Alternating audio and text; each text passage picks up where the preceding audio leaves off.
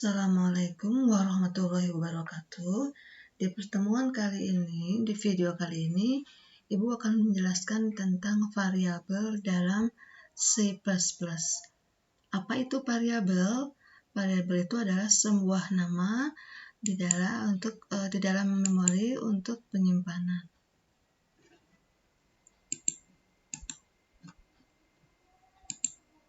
Nah, proses kerja di dalam komputer itu kan seperti ketahui ada input, proses, dan output.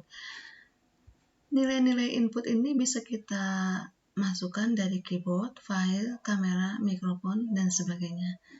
Sementara output itu nanti bentuknya adalah bisa ke monitor, dicetak dalam bentuk dokumen, atau dicetak dalam bentuk file. Nah, sebelum mencapai output, ada tahapan proses yang harus dikerjakan. Nah, proses ini, di dalam proses, program membutuhkan bantuan variabel untuk menyimpan hasil atau nilai sementara. Nah, ya, variabel itu adalah sebuah nama lokasi penyimpanan dalam memori.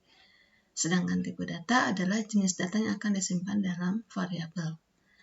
Ini adalah contoh-contoh variabel yang ada di dalam C++. Ada integer, itu untuk bilangan bulat. Short-in itu untuk bilangan bulat yang lebih pendek jangkauannya. Sedangkan long-in untuk bilangan bulat yang lebih panjang jangkauannya. Nah, jadi misalnya kita akan menuliskan umur, itu cocoknya di short-in ya. Nah, karena dia lebih pendek. Jadi, kalau kita butuh dengan variabel yang kecil, kita gunakan short-in. Kalau angkanya banyak, besar, kita gunakan long-in. Jadi harus bijak dalam memilih variabel karena ini berpengaruh pada kecepatan akses. Contohnya seperti ini ya. Kalau misalnya kita punya air, cukup disimpan dalam satu gelas, kenapa harus mengambil baskom yang besar? Memang tidak salah, tapi tidak efisien. Tapi sebaliknya, kalau kita mempunyai air seember, akan kita masukkan ke dalam gelas, tentunya itu tidak cukup ya. Jadi seperti itu penggunaan variabel. Nah, selanjutnya ada float dan double, itu untuk menyimpan bilangan desimal. Sedangkan bool ya, itu bentuk datanya logic, nilainya true or false. Ya.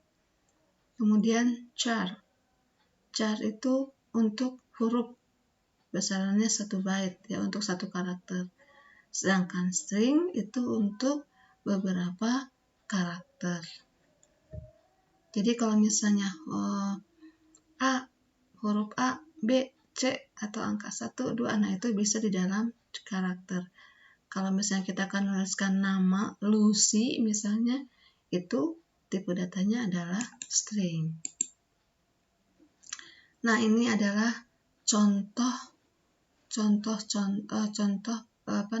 pendeklarasian variabel di C++ ya. Kayak seperti ini nih. Ditulis dulu nama variabelnya, kemudian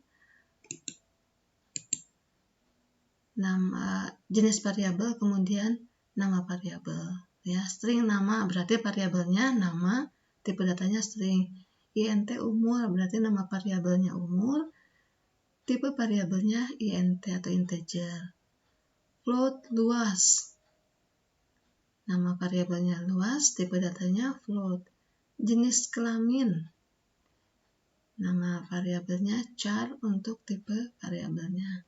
Nah, di samping pendeklarasian seperti ini bisa juga datanya langsung di assignment ya. Datanya langsung dimasukkan ke dalam variabel. Seperti ini bentuk penulisannya. String nama alif, artinya nama ini tipenya string, kemudian isi datanya alif. Umur, int umur 17. Berarti nama variabelnya umur, tipe datanya integer, datanya adalah 17.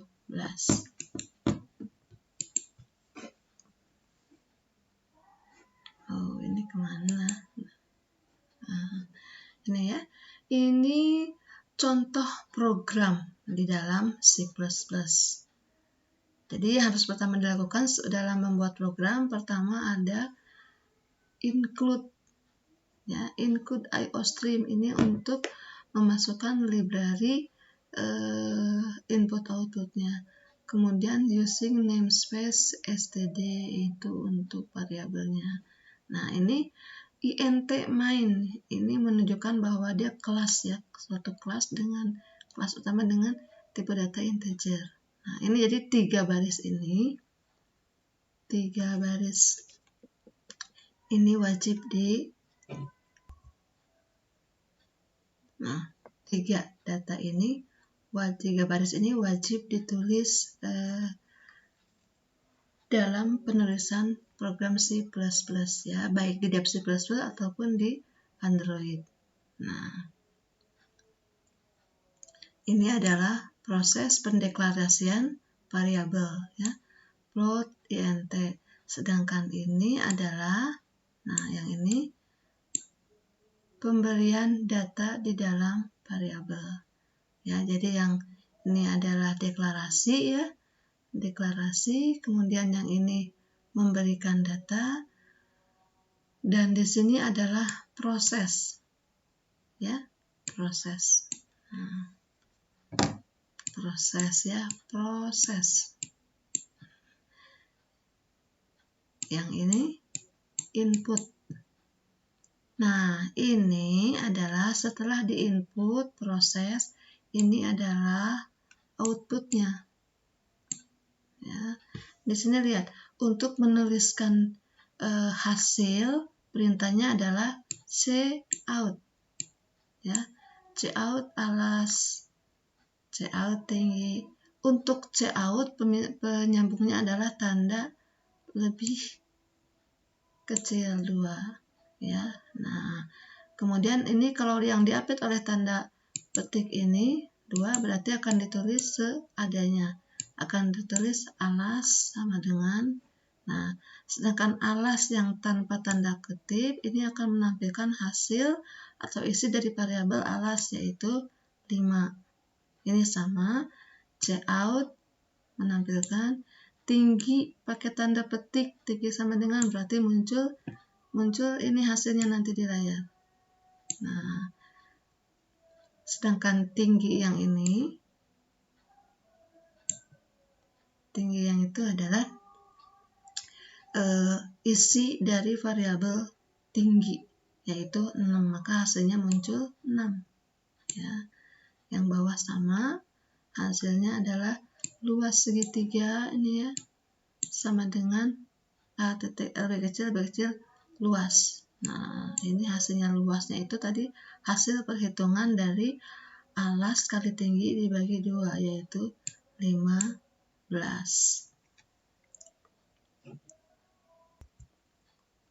Sedangkan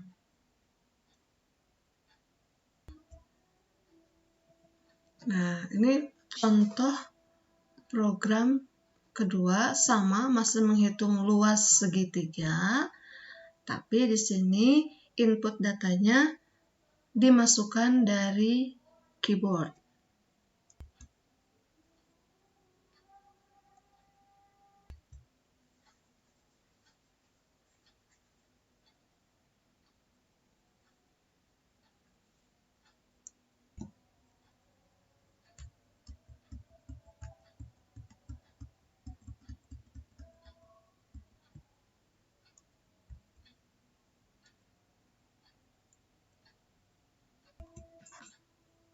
Itu tadi contoh pemrograman sederhana, ya.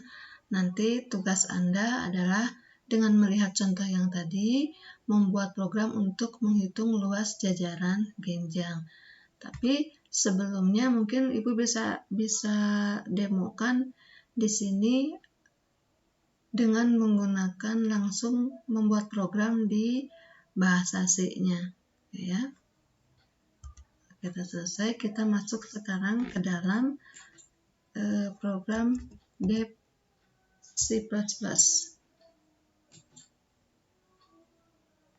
Nah, ya, kita Baik, jadi tadi untuk memulai program, ketik file, kemudian new, ya, pilih search file.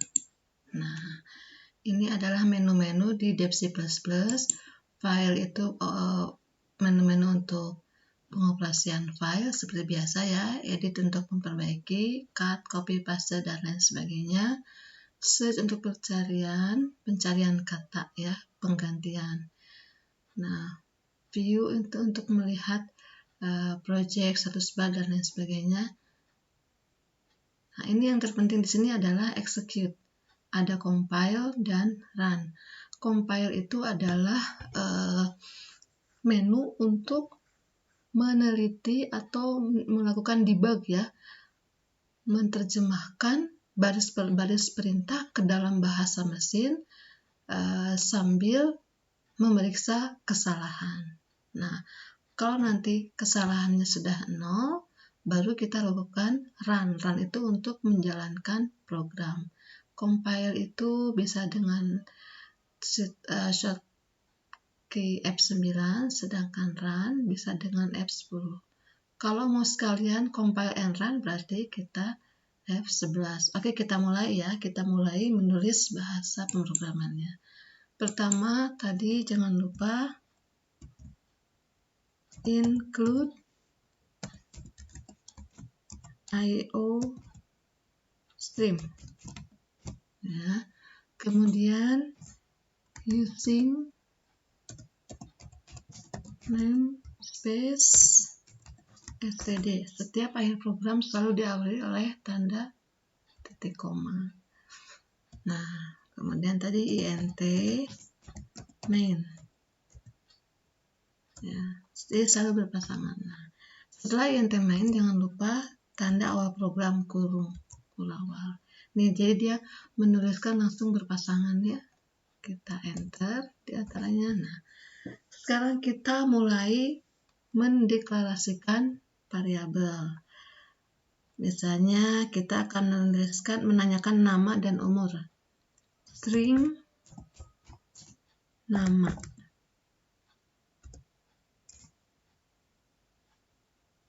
Int umur.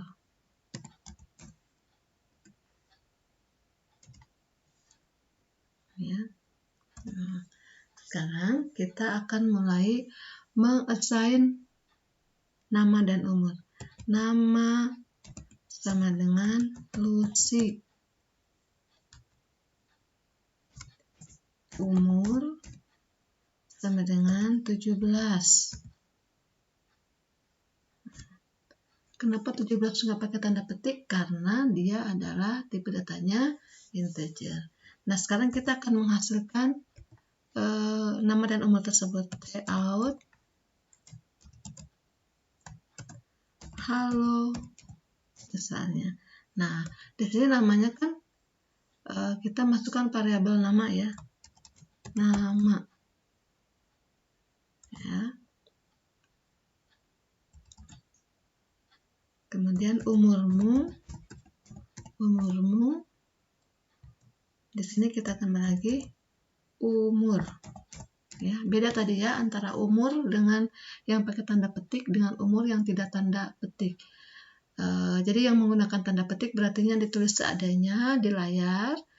Kalau tidak menggunakan tanda petik berarti merupakan isi dari variabel. Oke, kita lakukan execute sekarang ya.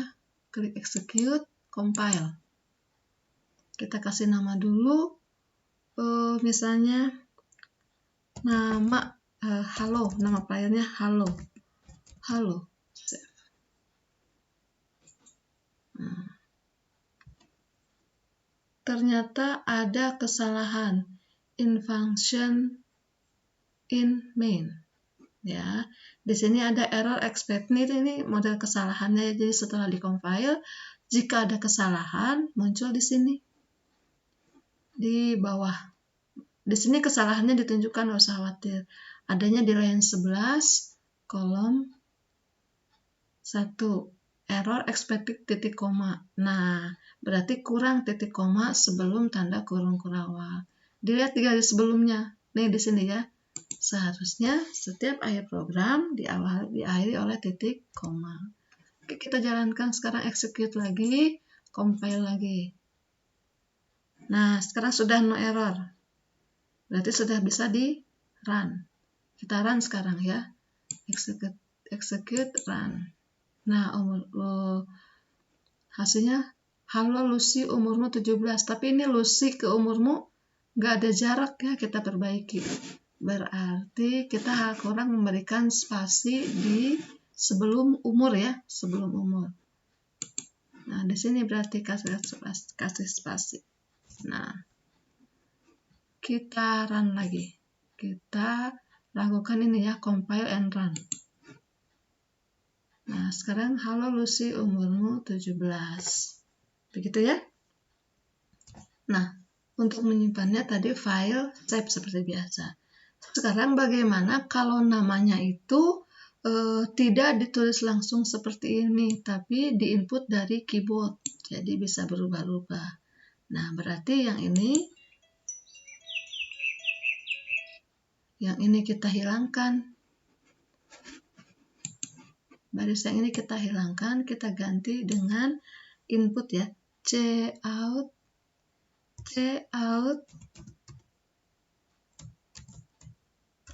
tulis nama Anda.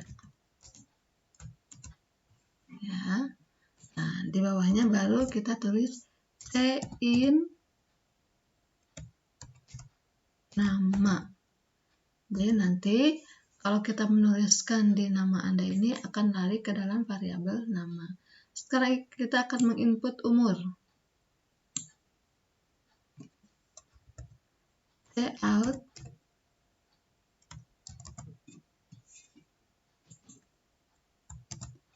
Cout umur Anda. Nah, ya, in umur. Oke, kita lihat ya. Jadi kalau tadi langsung nama sama dengan Lucy, umur 17. Kalau yang ini nanti programnya lebih bersifat umum, bisa ganti-ganti. Kita execute dulu ya.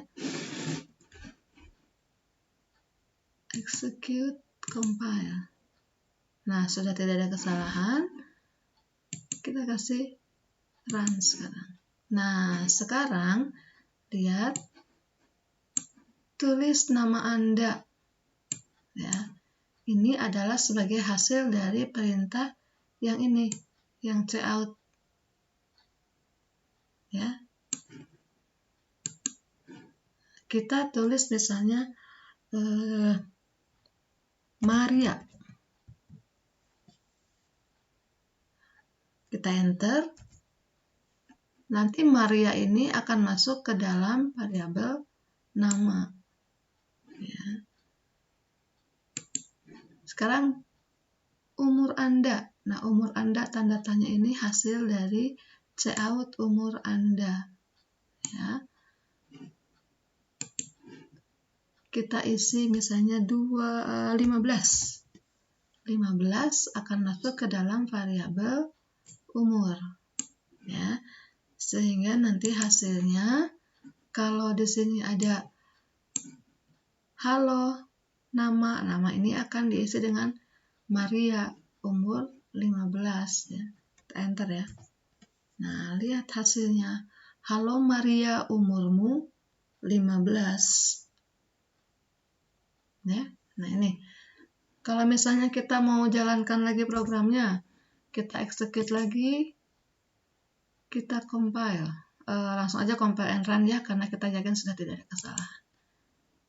Nah, nama Anda misalnya Anca. Usianya 19. Nah, sekarang halo Anca, umurmu 19. Jadi begitu ya, jadi programnya lebih bersifat fleksibel. Nah, untuk video kali ini Ibu cukupkan sampai sekian. Jangan lupa tugas Anda membuat program untuk menghitung luas jajaran genjang. Oke. Terima kasih. Assalamualaikum warahmatullahi wabarakatuh.